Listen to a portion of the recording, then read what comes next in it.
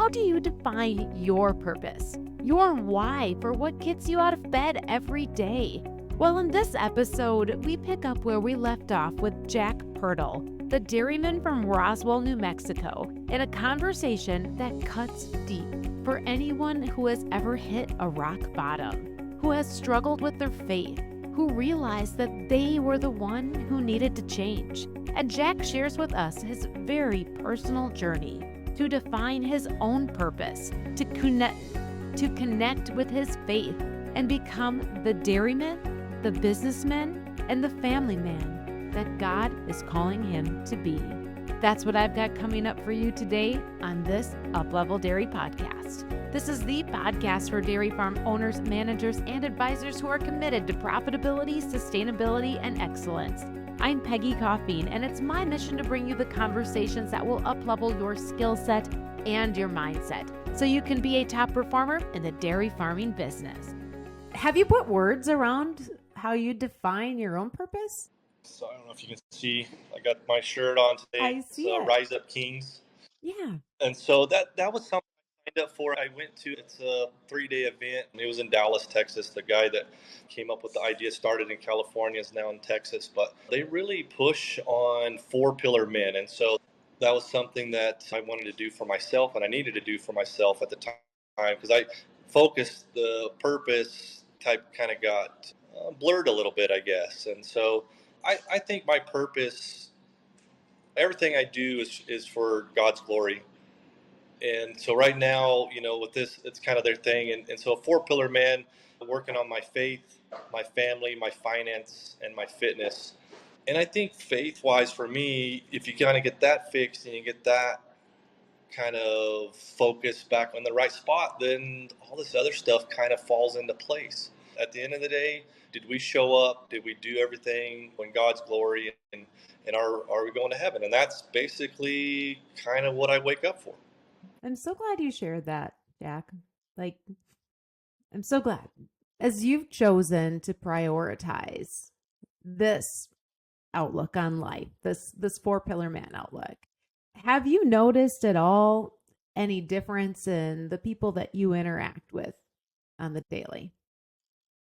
It hasn't made it down to the milkers, I don't think yet, but I think management, it's working there.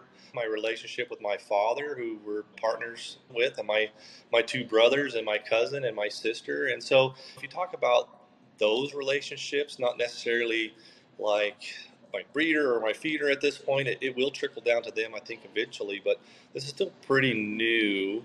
But I think not just family, not just partners, we're talking even like guys that sell me things or buy things from me or whatever. We're having these different talks, or just an aura, or they, just like you asking me that question, like they're asking me questions like, dude, what's going on? And so it opens up a door to share, opportunities. And I think everybody feels like they could possibly step up and be a little bit better, or, everybody sins and falls short, right? And so we're not here to say, hey, this is how you become perfect, but hey, here's how you kind of pick yourself up and move forward and become the man that you want to be, or person, right, that you want to be. And there's more people watching you than what I ever thought.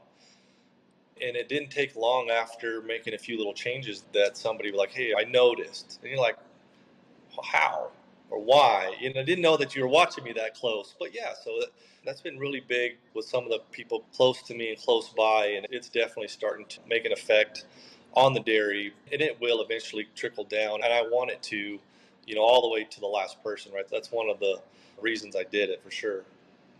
So what did you change?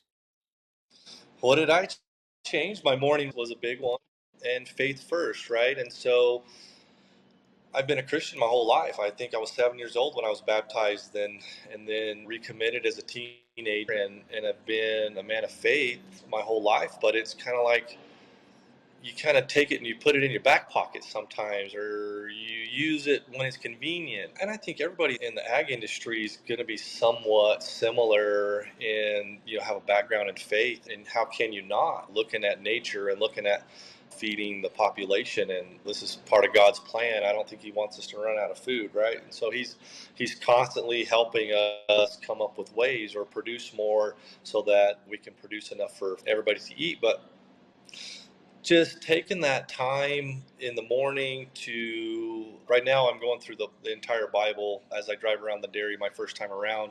It's got it on audio. I drink my coffee, listen to it for 30 minutes. I'm through the New Testament. I'm in First Samuel right now. And so taking that time, putting that as my focus, Yeah. and putting the focus back on God and going to Him daily, going to Him for advice, going to Him for, everything, and praying about all sorts of things. And so, yeah, that's been the biggest change here recently, and it's really paid off. I'm really optimistic, probably to a fault. I trust that you're going to do good with this podcast, right? I see the good in everybody, but this has been, just get the focus back on what's important. And is making money important? Sure. But is that where the focus needs to be? Is getting cows pregnant important? Yeah. But is that where the focus should be? And the answer is no, right? The focus needs to be on why we're here. And the bigger purpose is we're here to share, the message and get other people to heaven. And so you do that and milk cows and make money, right? It's all good, right? So all those other things kind of fall into place, and so that's kind of where my thought process and my purpose and my vision has changed here very recently. Wow. Thank you for sharing all of that. And in many ways, it's in alignment with why I do it. I trust and I believe too that when we have this conversation, you and I right now, that somebody somewhere, it's going to hit them in the right place where they need it. And it might be the one thing that just brings them back, changes their day. We're here to make disciples, right? To be that ourselves and to bring others with us on the journey and to show people what hope and encouragement look like, and remember that it doesn't come from us. We're just messengers. We're just vehicles. It's what you can't see, right? And so, So, yeah, I think our purpose as farmers, I think we were put here to be in charge of God's land. Like He's put us in charge of it for the short little time that we've been here. I told you that my family's been in Roswell since the early 20s, and you're like, that's over 105 years or whatever. yeah. And that seems like a long time, but in the scheme of things, right, I think that the land is just on loan, right? We're just leasing it from Him. He's just allowing us to use it. And if we use it in a beneficial way, that He'll continue to allow us to use it. And so I think that's kind of how, and we're not perfect by any stretch of the imagination, and we're not sitting there every day going, hey, yeah, that message gets lost, and you get lost in the weeds, and you get lost in an argument, you get lost in a disagreement, you get lost in lots of things, and so just bringing that back out, putting it in front of us, I think is, you're talking about the next 5 years or 10 years of our business. I think that's what we need to do, and say, hey, we've kind of got off track here, and why are we here? Are we here, to do what? And so putting that back in front of us and going, okay, what does the next 5 years look like? What does the next 10 years look like? And have that as our focus. I think that's a real good way to look at things right now. Yeah. So it sounds like you as a family are doing some strategic planning. For sure. And so my son was 21 and he's working with me right now. And my sister just had a baby. And so we have a huge gap in the next generation. And so, yeah, we're trying to do some work right now, figuring out, well, how is this all going to shake out? How is this going to work? And it's definitely not going to work the same way my dad handed it to us, because we were between the oldest and the youngest 10 years. And so it was a lot easier for them to kind of lump us together and say, okay, well, we're going to hand it down this way. And so for now, my dad's kids, right, his grandkids, what does that even look like? So yeah, we're doing some really tough things. Don't call me and ask me how to do it, because we're definitely in the middle of it or at the beginning stages of it, and we're reaching out to other families that have done it successfully, a third or fourth generation. I think we're in fourth generation now. And so handing it down one's not hard. You only split it up 2 ways, 3 ways, or whatever. Handing it down another is not that hard, but handing it down a fourth time, okay, all right, we got to get creative, and we got to see, where we're at and how that's going to work. We'll get it figured out, and we'll still be milking cows tomorrow and still be growing corn the next week, and we'll get all this other stuff kind of figured out too. What's it going to take to transition from Gen 3 to Gen 4?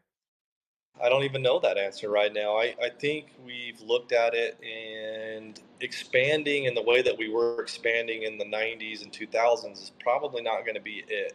Having two opinions was great. That's the second generation. The first generation was one opinion, right? And the second, and there's two opinions, and then there were seven opinions in my generation. That's a little harder, and now you're going to have 20 something, however many is in the next generation. So I think we all agree that we're not going to be able to bring them all in and they're all going to be equal partners, and so it may turn more into an ownership role. And if you want to come work on the farm, here's a job opportunity or a position that is open that pays this much. You're more than welcome to work here, and then still share in the dividends if there's dividends to pay out, but not necessarily split it again. I think you split it too many times that it becomes where it's not competitive anymore. It's at a disadvantage. We definitely don't want to go through all this and build it all up to then just give it all away or sell it or have to sell it. And I do feel like that goes back to what's our purpose. And if our purpose is here is to keep doing what we're doing and doing it well, and if that is truly God's purpose for our family, then it will happen and we will find a way.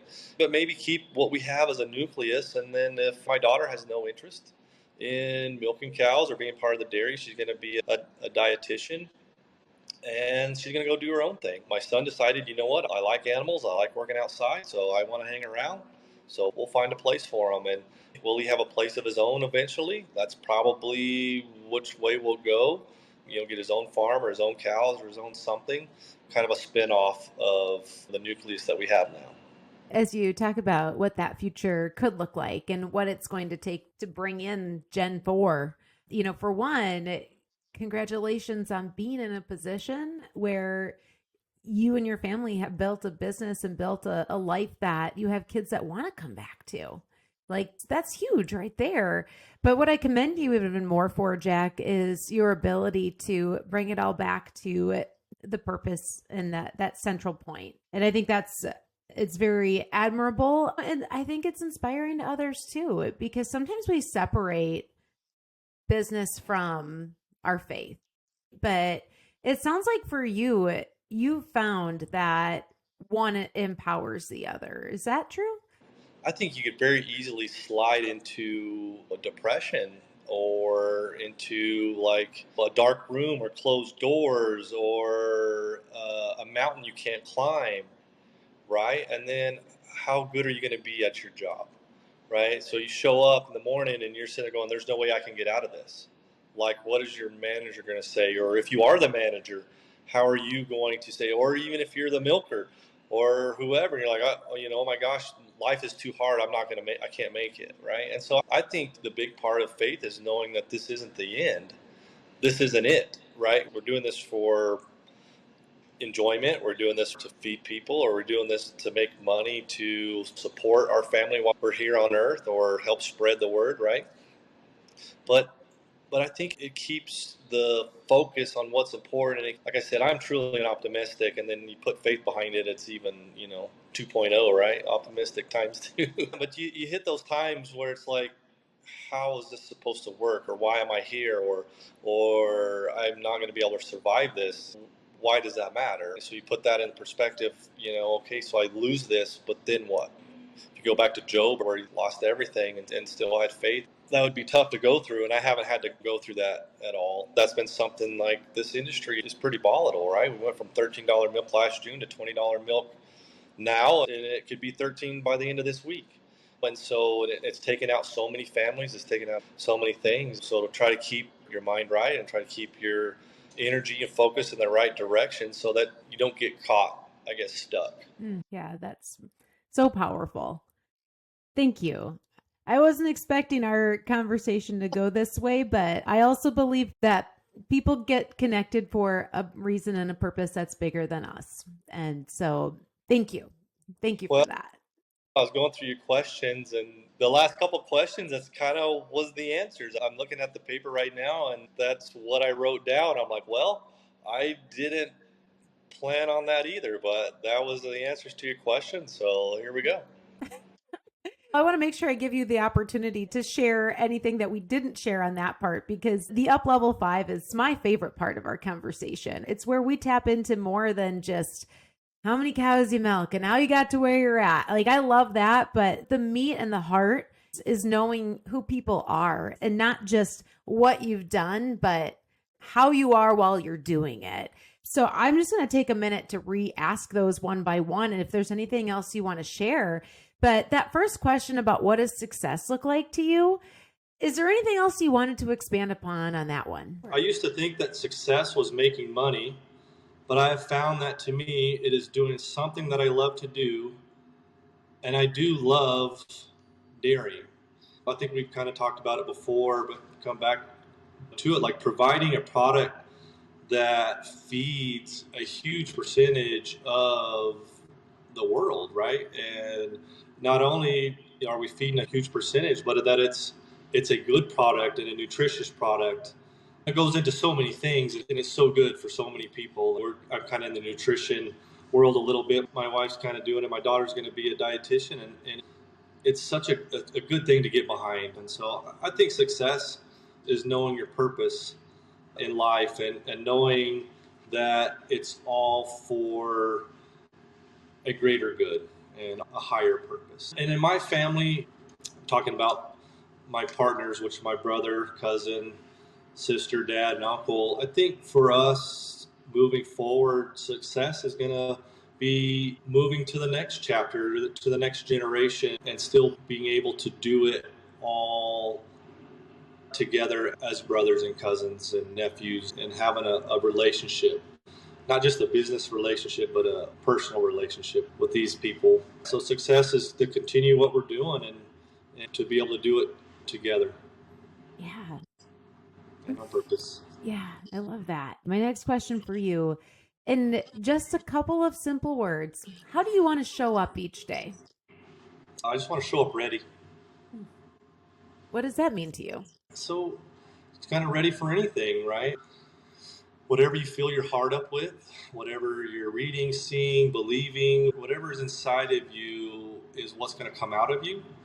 And so you fill yourself up with God's word, you fill yourself up with love, you fill yourself up with forgiveness, grace, right? And so you fill yourself up with all these things, and you show up ready.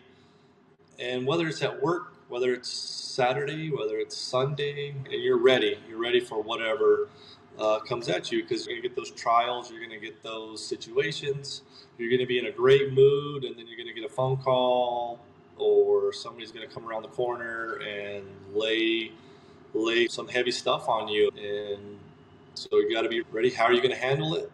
Not necessarily how are you going to solve it. We all want to solve problems, but how are we going to handle the problem? I've got 2 grown children now, and so our problems are different. But even when they were 4, 5, or 6 years old, and those out there listening that have those small children, just know that they're watching and learning. And when they turn 18 and 19, they're going to come back to you with how or what you did that Saturday or Sunday or Tuesday or Thursday. I forgot to pick my daughter up from dance, right? And I didn't know where she was at. And she had to call me because I went to the wrong place. And so that's what you have to be ready for. Those situations you need to be ready for, and how you handle them. And it affects more than what you think. And for your employees, for your business, for yourself, for your wife, for your kids. Just show up ready. And it's more than just a mental state. It's kind of your belief system, or like I said, what kind of work did you put in yesterday in order to have the results for today? So when you talk about that word ready, it makes me think about what you shared a little bit earlier too, about how you've really shifted your morning routine. Do you feel like you are doing things now that prepare you to be ready for your day? Oh yeah, for sure. The night before, the morning of, definitely. If you take some time before work or before your day starts to meditate and to speak to God. I prayed my whole life, right? And I told a guy this back in February. I said, I think I prayed to him my whole life and waited for an answer. I never stopped to listen. And as you can probably tell with my personality, I'm a go, go, go, thinking all the time about how to do this or do that. And it's like, how do you just turn that off and just try to listen? And so if you can just turn all that off, and one thing too, and I'm pretty good at it, don't even open your phone in the morning. Check the email. Don't look at Facebook, TikTok, whatever you're on. Leave all that world stuff out, and just I'm opening my phone up to the Bible app and just putting that on. But I think if you get up and just open the Word and be silent for a while, and kind of gets you in a space that whatever you run into at work is pretty minuscule, I suppose. It's just a very tiny pebble in the road to where we're trying to go. Has there ever been a day that really stands out in your mind where there is something that you took away from that quiet time that you've now cultivated? And I'm sure it wasn't easy being a go, go, go guy, right? Second nature is not to be still. It's harder to stop than to keep moving. Right? Has there ever been a day where there was something that you listened to during your morning quiet time and like something happened on the dairy and you're like, wow, this was it. The message came through. That's a good question. I think patience, and don't take this the wrong way. It's not like I'm the most patient person in the world all of a sudden, but like just that waiting and listening and just overall patience for things instead of needing a immediate kind of response or immediate results has probably been a pretty good thing for me as far as the way I would do things or move on things. But the biggest thing I think that I've gotten from that is just how important relationships are. And I've learned lots of things from my dad. Hard worker, sacrificed a lot to be where we're at today, and was thrown into the business rather quickly. My grandfather had a heart attack when he was 40. Didn't die from it, but it kind of took him back out of the driver's seat of the business, and my dad took over very early. I've watched him my whole life, but taking the time and knowing that the relationships are as important or more important than the project. We put collars on last week, right? We switched from pedometers to collars, and the job was to put the collars on. Just looking at working with the team or working with my crew, and we found a weak link. We found a guy that wasn't motivated properly. We found a guy that wasn't dedicated. We found a guy that was selfish and then was starting to talk to other guys and cause a riff. And it's like, that's just against what we're trying to do here now. So I think relationships, looking at it that way, that's probably been the biggest takeaway from this journey, I suppose you can call it, that I'm on right now. Relationship with my father, with the Father, with God, with my father, with my partners, with my wife, and most important with my son. Like, how do I want that relationship? And it wasn't the best, right? You take a kid and he turns into a man at some point, and he's trying to figure out where he belongs. And so we haven't had the best of relationship the last year, 2 years. And it's going to be a good opportunity now. Like that's up front. Like, hey, okay, that's what's important. And then all this other stuff is second to that. So I think that's probably been the biggest takeaway. What a shift. And again, like this, you're speaking to so many other people, Jack, right now. That shift from like not just looking at the project to looking at the relationship. And I think that there's a lot of others that can relate to that, especially in our task-oriented environment on dairies. And it's all about getting the job done, but there's more to it. And thank you for shedding the light that you see on that. And as you think about that, the third question that I have for you is I always like to ask, who are the thought leaders that you follow? And take that any way you want. But yeah, who do you look toward? So coming from where I came from, I don't really have a mentor in the dairy industry itself. It kind of came from the outside. My father wasn't in the dairy business. And I don't really have an industry guy that I kind of look towards, but I did put my father, and we just kind of talked about that in the question before. And so the way he sees things and does things and his perspective on just about everything is really aligns with mine.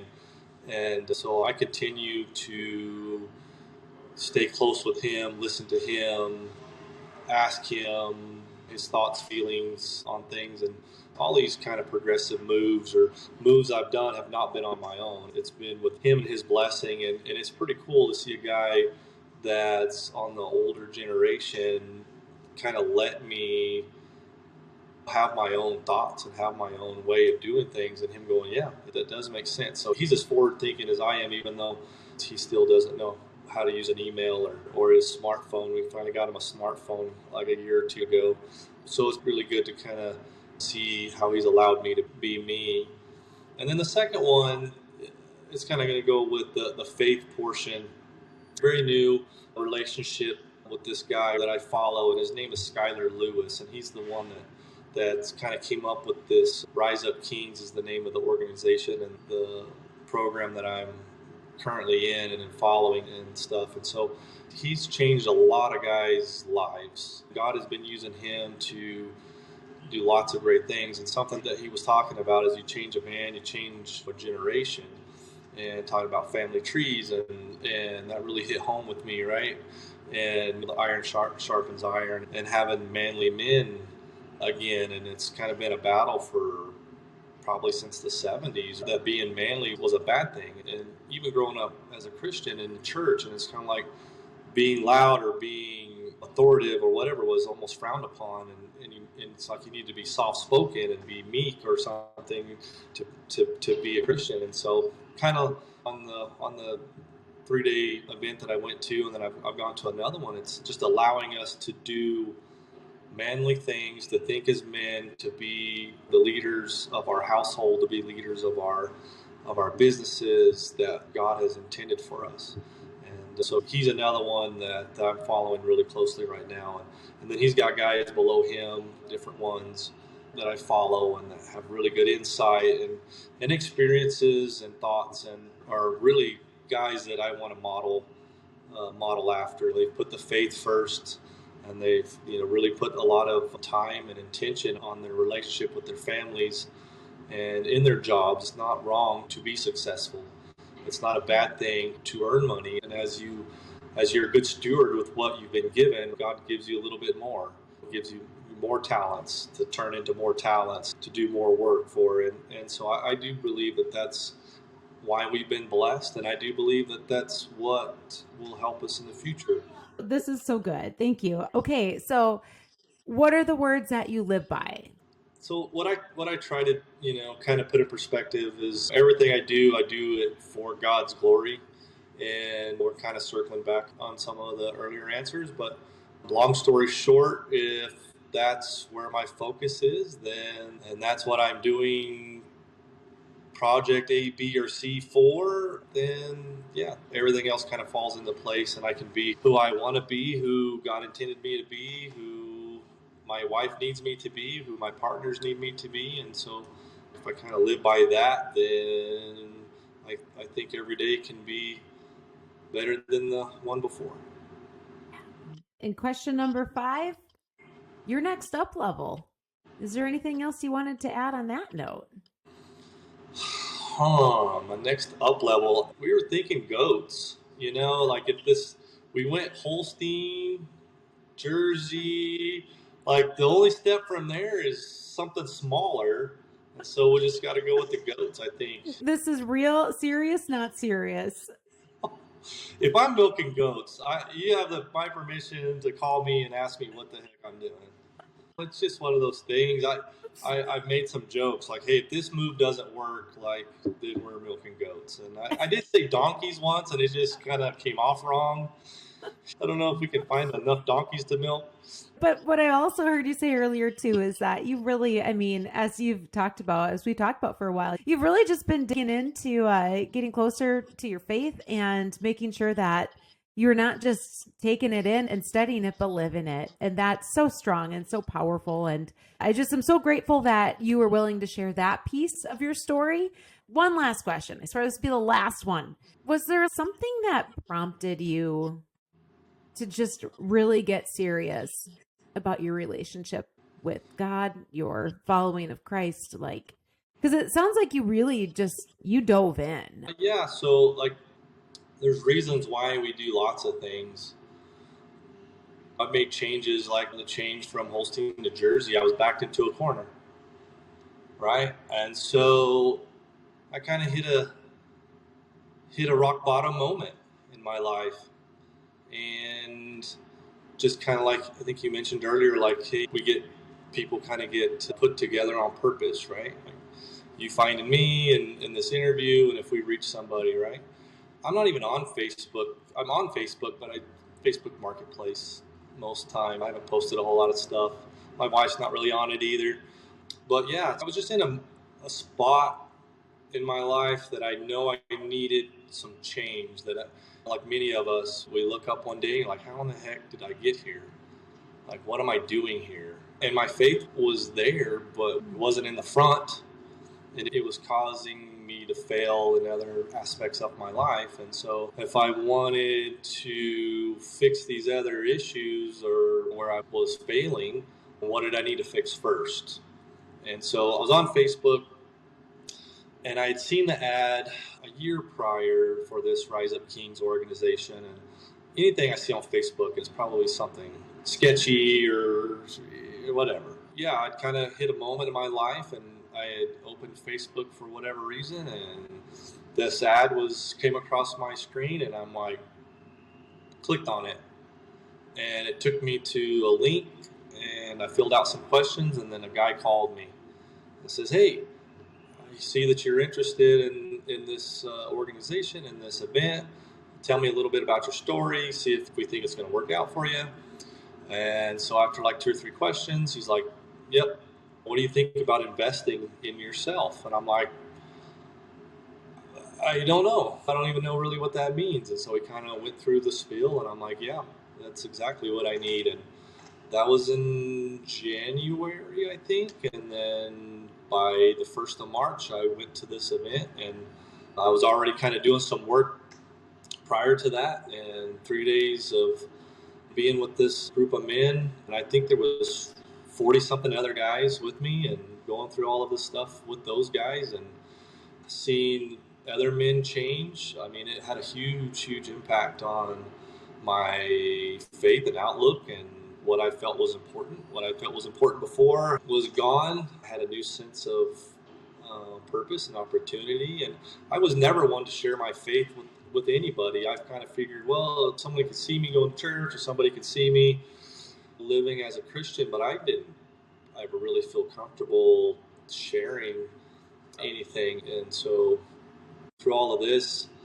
it's become way easier to share this news, or to share my story, or to share my vulnerability, or that whatever will kind of help the next guy, and just know that they're all the same in different ways. I don't know how to put that, but we're all having some of the same struggles, right? Everybody's having some of the same thoughts, same actions, same habits, same things, and there's kind of a map already out there. There's already an answer, and so you just have to kind of get back to the right answer. And where I was at was the wrong answer, I suppose, would be the short answer. So being able to share that with the other guys, now that I'm 6 months kind of past, or 5 months past it, and see a guy kind of struggling, or ask me, hey, what can you tell me more about this? And then share it, and then they go through it, and they have the change. So that's kind of where I'm at with it right now, is being able to share with other guys and see how it affects them, and then know that it's going to help them in their faith, their relationship with their spouse, with their children, in their business, and in their fitness. That's awesome, Jack. And if there's someone out there that listens to what you've shared, and this is the part that hits them, and they're like, I feel like he's telling my story, they can relate to it where you were at, can they reach out to you? Well, for sure. I mean, it would be such an honor to talk to somebody that has questions about what I went through, about where I'm at, where I'm headed, in this aspect of my personal life. I don't know if you want to, how you want me to put that out there. I mean, I don't mind sharing my phone number on here or in a link. I'll put your contact in the show notes. And that way, if what you've shared just really hits someone where they're at right now, and it will, I know it will, they know their next step. And their next step is a call to someone who gets them and someone who understands what it's like to be not just a dairy producer, but someone who's trying to balance life, business, family, and all the pressures of the world and know that they've gotten away from the truth in the word. And if you can be that person that can breathe a little life and speak a little life into them, then, and if they can pick that up from this podcast, I've done my job. Like, Yeah. and it's not me doing it. It's just, that's how God works. So Puts people, like I said, puts people in places for a reason. And I truly believe that. It's been actually quite amazing, the people that he's put in front of me recently and that I've shared with that have already had an impact. So yeah, so we'll share that'll be fine. My phone number, call me, text me. I would love to share it, and it was the best thing I've done for myself and for my family and for my business. It's not just about me, right? It's about everybody around me, and there's quite a few people, right? And so it was such a good investment. It was such a good decision. The best thing I've done in a long time. wow, I love it. Congratulations on making that decision. And Jack, we have covered the gamut today. We have had conversations we did not plan on, but someone else did. And the best thing that we can do is just is follow that lead. And I just am so grateful that you were willing to do that. And as I said, my trust and belief is that this part of our conversation is for a reason. And thank you so much for what you shared on all levels. And is there anything else, any parting words? Well, I think if I'm doing it right, and I'm having a conversation, whether it's with you, whether it's with the lady at the supermarket, whether it's with the guy, delivering corn, or whoever it is, if God doesn't spill out at some point, then I'm not really as full as I thought I was, right? And so it's been really nice having this conversation and some of your questions, right, that you had for me, and just this was fantastic. I really enjoyed it, and yeah, this will set me up at least for the rest of today. Will maybe carry me through tomorrow. Well, good, and thank you so much, Jack. You just heard from Jack Pirtle from P-7 Dairy in Roswell, New Mexico. And you just heard about a whole lot more than being a dairyman. You heard about a man who was at a breaking point. And maybe that's a point that you've been at too, or that you're at right now, or someone you know. And as Jack so graciously offered, if that's where you're at, don't be afraid to reach out. Reach out to someone who gets you. Reach out to someone who has been where you've been and can show you something positive and something encouraging that can happen from taking that first step. And for Jack, that has been redefining his purpose, not just in what he does every day as a dairyman, but in everything he does for the glory of God. And thank you once again for listening to this episode that cuts deep right here on the UPlevel Dairy Podcast. I'm Peggy Coffeen, and thank you for listening.